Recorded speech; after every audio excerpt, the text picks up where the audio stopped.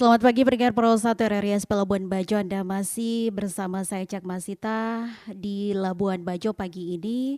Pendengar, kami sudah siapkan dua topik wawancara untuk Anda pada pagi hari ini, yaitu Desa Wisata Gololoni Manggarai Timur jadi rekomendasi liburan baru wisatawan mancanegara. Juga kami akan update SMPN 4 Langke Rembong dapat paket proyek 2,225 miliar dari Pemkab Manggarai. Tentu topik ini pendengar kami akan membahas bersama narasumber yang berkompeten. Kita mulai dari topik Desa Wisata Gololoni Manggarai Timur jadi rekomendasi liburan baru wisatawan mancanegara. Dan pendengar, kami akan mengajak Anda mengenal lebih dekat begitu ya salah satu destinasi wisata yang mulai menarik perhatian wisatawan baik lokal maupun mancanegara, Desa Gololoni di Manggarai Timur.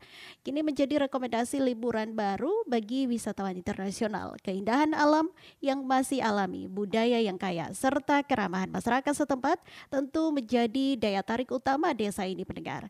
Mari kita telusuri lebih jauh bersama kita pagi ini Pak Kadis Pariwisata Manggarai Timur begitu ya, Pak Rovinus Hibur Hijau sudah terhubung melalui telepon. Selamat pagi Pak Rovinus. Ya, pagi. Selamat pagi. Labuan Bajo. Iya, apa kabar Pak Rovinus? Kabar baik. Iya, kabar baik puji Tuhan ya. Manggarai Timur pagi ini Pak Kadis bagaimana? Cuacanya aman ya Pak Kadis? Cuaca cerah. Cerah. Oke. Manggarai Timur pagi ini ya. Baik. Pak Kadis, terima kasih ya Pak Kadis sudah menyempatkan waktunya pagi hari ini. Kita akan telusuri lebih jauh begitu ya Pak Kadis bagaimana desa wisata Gololoni ini menjadi objek wisatawan begitu ya mancanegara. Oke, Pak Kadis bisa ada ceritakan begitu apa yang membuat desa Gololoni di Manggarai Timur menjadi pilihan menarik bagi wisatawan mancanegara? Baik, berbicara tentang desa wisata itu pasti kita sudah memiliki banyak potensi ya yang ada di desa wisata tersebut. Iya. Kait dengan desa wisata ini, tahun 2020 Bupati Manggarai Timur telah menetapkan desa tersebut menjadi salah satu dari 5 desa wisata yang ada di Kabupaten Manggarai Timur. Iya. Dan ketika desa wisata tersebut telah diberikan surat keputusan Bupati sebagai desa wisata, tentu juga ada alasan ya.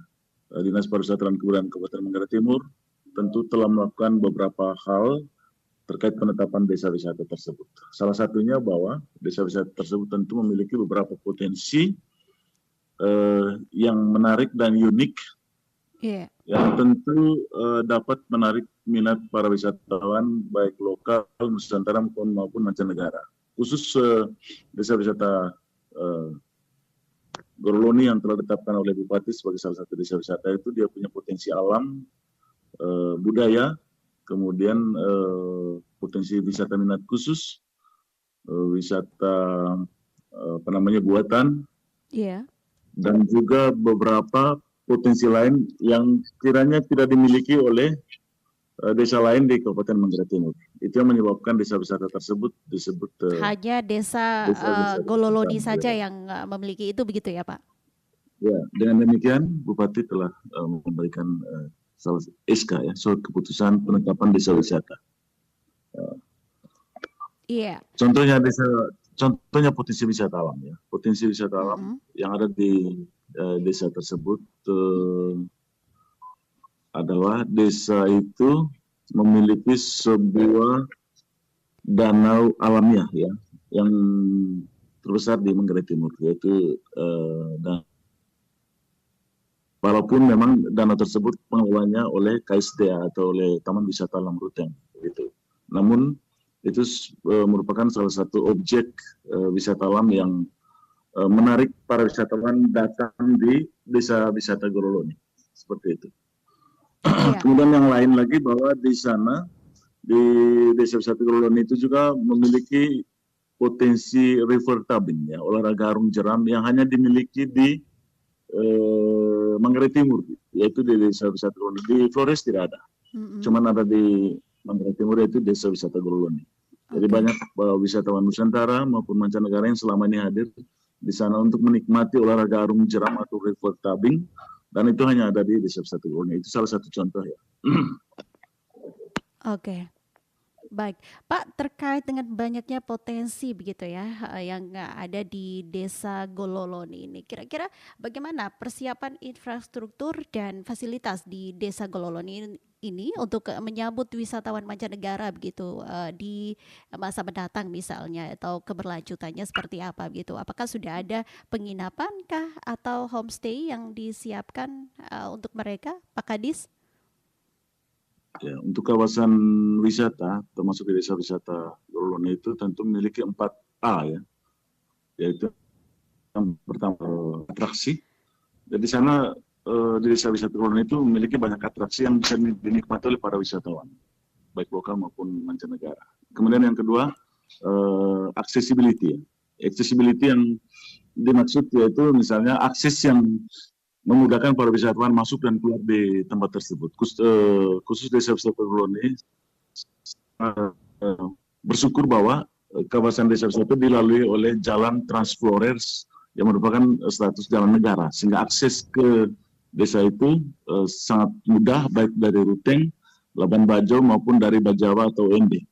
Karena dia berada tepat di kawasan jalur Trans Flores, yaitu jalur jalan negara seperti itu. Kemudian juga selain atraksi dan accessibility, tentu juga berkaitan dengan itinerary ya. Di sana juga sarpas yang selama ini sudah dibangun oleh pemerintah desa wisata Gololoni, dalam hal ini BUMDes dan Pokdarwisnya itu ada homestay. Jadi di desa wisata Gololoni, para wisatawan tidak merasa susah atau merasa gimana kalau misalnya mereka sudah malam tapi ingin tetap berada di desa itu. Karena di sana sudah banyak terdapat homestay yang dibangun, dan juga kamar rumah penduduk itu sudah dijadikan sebagai tempat menginap sementara ya, dari para wisatawan yang disebut homestay tadi. Kemudian juga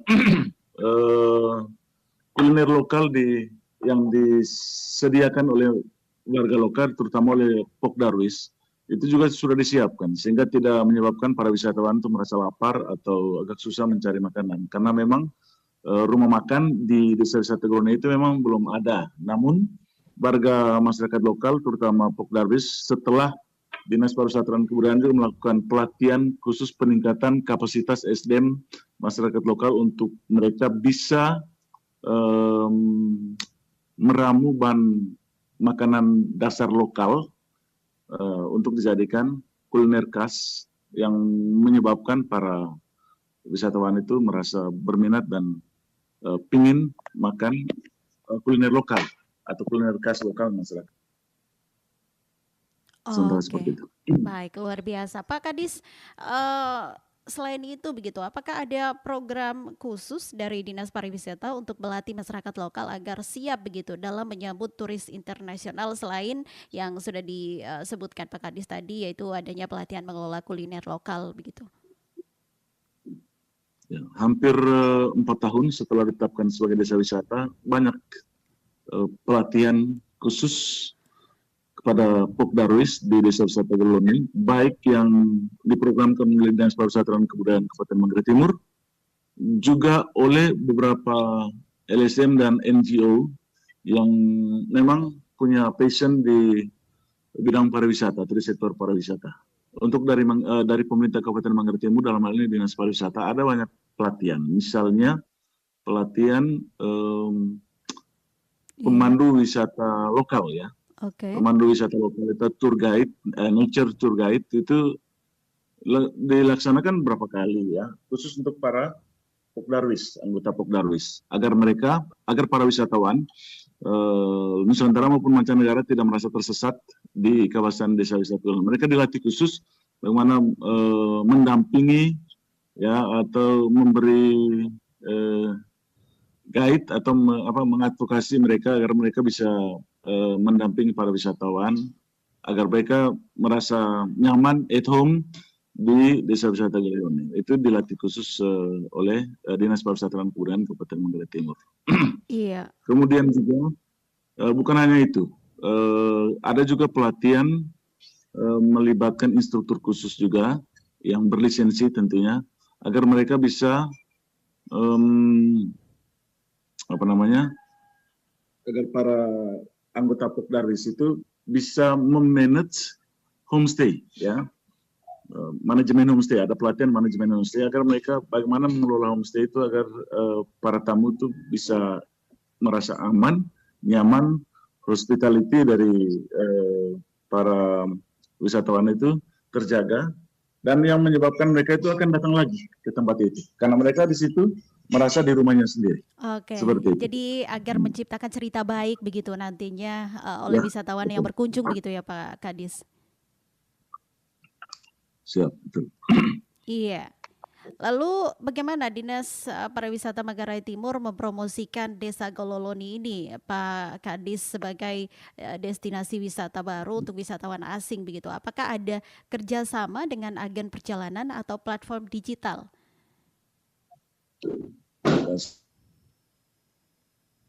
Pemerintah Desa Wisata Gololoni. Kebetulan Kepala Desa pernah bersama saya mengadakan brand smart ya di desa wisata yang terkenal di Indonesia dan juga di ASEAN atau di Asia Tenggara, yaitu Desa Wisata Ngelanggeran di Jogja ya. Dan banyak pengalaman menarik atau best practice yang dimiliki oleh Pokdarwis di sana dengan BUMDesnya, dan dia aplikasikan itu di desa wisatanya. Dan oleh karena itu Desa Wisata Gololoni sampai hari ini sudah mulai pelan-pelan berkembang. Dan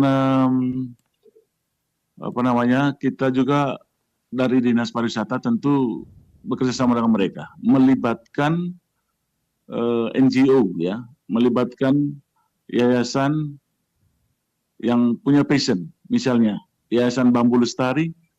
Kemudian kemarin itu bulan Februari tahun 2024 itu ada tim dari Jalin TikTok Nusantara yang melakukan memberikan pelatihan dan advokasi kepada Pokdarwis sejumlah 30 orang di Desa Wisata Gololoni agar mereka bisa mengelola desa wisatanya, kemudian bagaimana membuat branding ya, agar desa wisata Gololoni itu semakin dikenal di mancanegara maupun Nusantara. Kemudian bahkan mereka melatih anggota Pokdarwis untuk bisa memasarkan produk-produk dan atraksi-atraksi di desa wisata Gololoni ke Nusantara maupun mancanegara. Jadi ada banyak dampak positif ketika ada NGO atau yayasan ataupun ya pihak ketiga yang memang memberikan banyak perhatian kepada masyarakat ataupun terutama Pokdarwis di Desa Wisata Gololoni agar mereka kapasitas SDM-nya semakin bagus karena mereka berada di sebuah kawasan itu di destinasi wisata baru di Manggarai Timur, yaitu di Gololoni. Oke, Pak Kadis, ada tidak tantangan yang dihadapi dalam memperkenalkan Desa Gololoni ini ke pasar internasional? Apakah baik itu tantangan dari pemerintah daerah ataupun tantangan dari masyarakat itu sendiri yang mengeluh begitu ke Dinas Pariwisata dan Kebudayaan begitu, Pak Kadis, yang diterima oleh Pak Kadis sendiri sejauh ini? Pertanyaannya. Ada tidak Pak Kadis tantangan terbesar begitu yang dihadapi dalam memperkenalkan Desa Gololoni ini ke pasar internasional, dan entah itu tantangan yang diperoleh oleh pemerintah daerah melalui Dinas Pariwisata dan Kebudayaan Kabupaten Manggarai Timur atau tantangan yang dialami langsung oleh masyarakat itu sendiri begitu di lokasi, Pak Kadis? Saya mulai dengan tantangan yang dialami oleh masyarakat lokal di sana, terutama pemerintah desanya. Yeah. Tantangan yang memang menguat dan mengerucut selama ini, terutama terkait dengan jaringan internet. Di Desa Wisata Goloni itu blank spot ya. Jadi di sana Oke. itu betul-betul blank spot.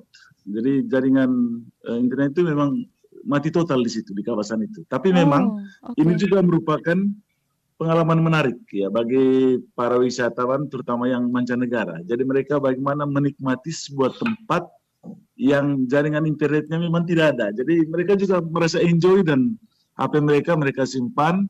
Dan pernah saya wawancara dengan seorang wisatawan dari Australia. Soalnya gimana, nyaman nggak di sini karena tidak punya jaringan internet? Oh, malah nyaman sekali karena kita tidak diganggu oleh kita berada di Mm-mm. sebuah tempat yang agak istimewa katanya. Jadi Iya, iya, dan itu juga merupakan peluang bagus juga ya. iya. Tapi memang untuk proses pemasaran desa wisata, produk dan atraksinya itu sangat susah. Ya, susah sekali mereka mempromosikan itu melalui website atau medsos, TikTok, IG, Facebook dan seterusnya. Itu yang menyebabkan juga itu kendala besar ya. Tantangan itu disampaikan oleh pemerintah desa dan masyarakat lokal di sana. Oke, jadi Lalu minusnya di tugas situ ya. kita, Minusnya di ya, situ ya Pak Kadis, dan ya, nilai ya, plusnya adalah betul sekali. interaksi antara wisatawan dan juga warga setempat jadi mendalam begitu ya Pak Kadis.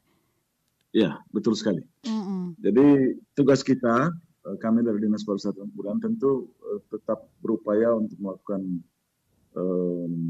komunikasi intens dengan Kementerian Kominfo RI. Memang pernah ada BTS di sana, namun jangkauannya, ya, jangkauan jaringan internetnya sangat kecil, hanya seputar kantor desa saja. Kebetulan mereka bangun di situ. Tapi di luar dari itu susah sekali. Makanya teman-teman Popdarwis di sana, kalau mau promosikan produk mereka, produk aircraft mereka, kemudian atraksi wisata yang mereka miliki setelah diberi pelatihan oleh tim dari TikTok Jalin Nusantara, mereka berkumpul di situ. Di luar kantor desa tempat BTS itu didirikan itu sudah tidak bisa lagi. Blank spot sebenarnya. Oke. Mudah-mudahan lah ke depannya Ya. Amin. Semoga segera begitu ya Pak Kadis. di Jakarta bisa memperhatikan khusus spot-spot yang ada di desa wisata di seluruh Indonesia, termasuk di desa wisata Goloni di Kabupaten Manggarai Timur. Beberapa kesempatan saya sampaikan juga dengan tim yang datang, yang terutama yang NGO, kalau boleh bisa melakukan pendekatan, kemudian pemerintah desa juga, kami juga bersurat ke Kementerian Kominfo, namun sampai hari ini belum ada jawaban yang pasti ya, dan belum dibangun lagi jaringan internet yang lebih luas jangkauannya di desa wisata Goloni. Itu saja harapan besar kami, pemerintah Kabupaten Manggarai Timur dalam hal ini Dinas Pariwisata, juga tentu dari harapan dari masyarakat dan pemerintah desa wisata Goloni ke depan. Baik, siap. Terakhir Pak Kadis, apakah ada pesan khusus begitu yang ingin Pak Kadis sampaikan kepada para wisatawan mancanegara yang mungkin tertarik begitu untuk mengunjungi desa Gololoni? Ya, pesan saya tentu mewakili pemerintah Kabupaten Manggarai Timur selaku Kepala Dinas Pariwisata sebagai leading sektor ya. Pengembangan pariwisata di Kabupaten Manggarai Timur pertama, selamat datang dan menikmati keindahan alam, budaya, kemudian keindahan potensi wisata khusus, wisata minat khusus di. Iya. Baik. Halo? Ya, silakan lanjut Pak Kadis. Ya, masuk. Sorry. Tentu harapan kita seperti itu, sehingga harapan kami semakin banyak wisatawan baik lokal, Nusantara maupun mancanegara datang dan menikmati potensi wisata yang ada di Manggarai Timur, khususnya di desa wisata Goloni. Terutama ada satu yang paling itu olahraga arung jeram atau river tubing yang di Flores hanya ada di desa wisata Goloni. Welcome to Goloni Village. Wow, Oke, Pak Kadis, terima kasih sudah bersama kami di RRI SP Labuan Bajo pagi ini ya, Pak Kadis. Ya, terima Iya, kasih. semoga Sama-sama. dengan semakin dikenalnya Desa Gololoni, kita bisa melihat begitu peningkatan kunjungan wisatawan yang akan membawa manfaat bagi masyarakat setempat. Dan untuk Anda juga pendengar yang tertarik untuk merasakan keindahan dan keunikan Desa Gololoni, mulai sekarang masukkan destinasi ini begitu ya ke dalam daftar liburan Anda. Setuju ya, Pak Kadis? Sangat setuju, Mbak. Kemudian juga Ya, tadi saya lupa, ada beberapa prestasi yang selama ini pernah diraih oleh Desa Wisata Gololoni. oke. Yang pertama itu Desa Wisata Gololoni itu simbol kebangkitan ekonomi nasional tahun 2021. Kemudian eh, Desa Wisata Gololoni juga termasuk dalam 300 besar anugerah Desa Wisata Indonesia tahun 2023. Dan yang terakhir itu kemarin kita mendapatkan penghargaan dari Kemendes PDT ya sebagai Desa Wisata Nusantara peringkat 9 nasional dan 775 desa wisata di Indonesia. Jadi Wow, luar prestasi itu biasa. yang pernah diraih oleh Desa Wisata Gololoni perlu kami sampaikan. Terima kasih. Baik, terima kasih kembali Pak Kadis. Selamat pagi, selamat beraktivitas kembali.